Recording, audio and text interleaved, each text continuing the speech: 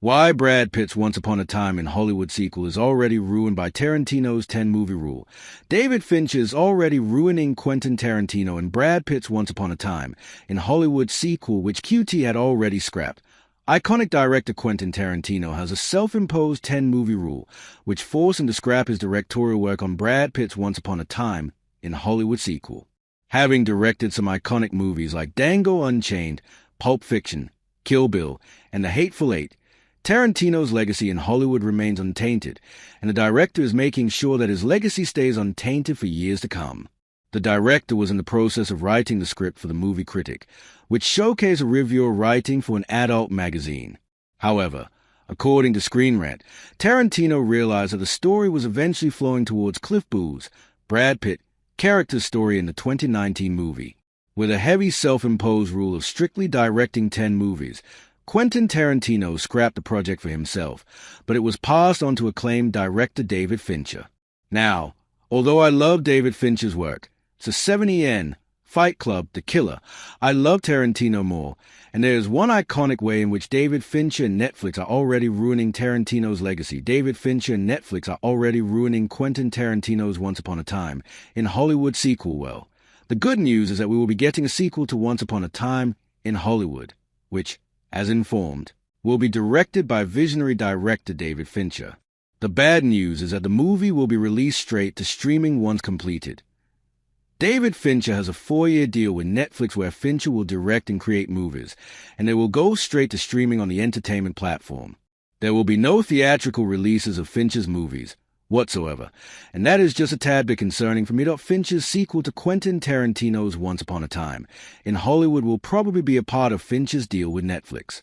So, no big screen experience for fans waiting for more Cliff Booth charisma and theater experience. Key fact about Once Upon a Time in Hollywood. IMDb rating the 7th of June, 10. Rotten Tomatoes score 86%. Budget $90 million. Worldwide box office collection $377 million. Being a cinephile director, Quentin Tarantino's film skipping a theatrical release is an insult to his legacy. Although David Fincher is a credible director who knows what he is doing, the decision to skip a theatrical release for QT's story just seems disrespectful.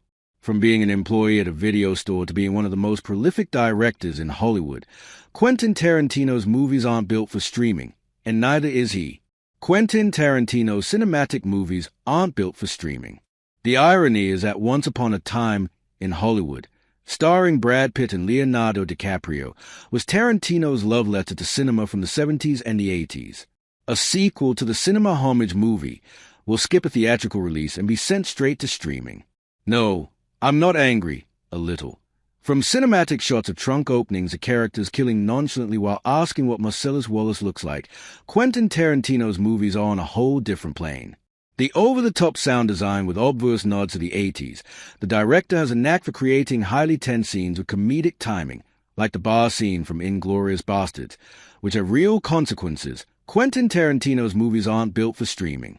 You can only hear English motherfucker, do you speak it, only so few times in theaters, and actually feel Samuel L. Jackson staring down at you with a gun.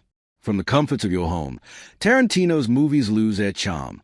From the killing rampage of the bride with some action music in the background to Dango confronting Calvin Candy in the dinner scene, Tarantino's movies have a certain magic to them, a magic that can only be witnessed on the big screen.